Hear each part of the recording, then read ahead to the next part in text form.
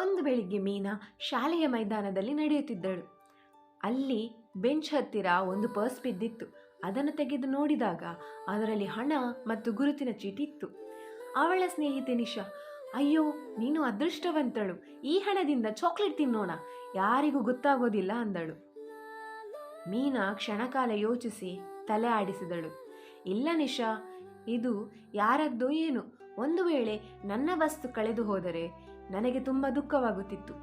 ಆದ್ದರಿಂದ ಇದನ್ನು ಹಿಂತಿರುಗಿಸಬೇಕು. ಅವಳು ಪರ್ಸನ್ನು ಟೀಚರ್ಗೆ ಕೊಟ್ಟಳು. ಟೀಚರ್ ಗುರುತಿನ ಚೀಟಿ ನೋಡಿ ನಿಜವಾದ ಮಾಲೀಕರಿಗೆ ಹಿಂತಿರುಗಿಸಿದರು.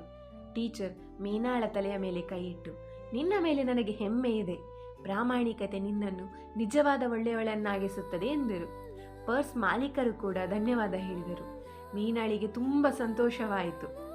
ಇಂದಿನ ಪಾಠ: ಪ್ರಾಮಾಣಿಕತೆ ಚಿಕ್ಕದಾಗಿ ಕಾಣಬಹುದು, ಆದರೆ ಅದು ಎಲ್ಲರ ಗೌರವ ಮತ್ತು ನಂಬಿಕೆಯನ್ನು ತರುತ್ತದೆ. Thank you.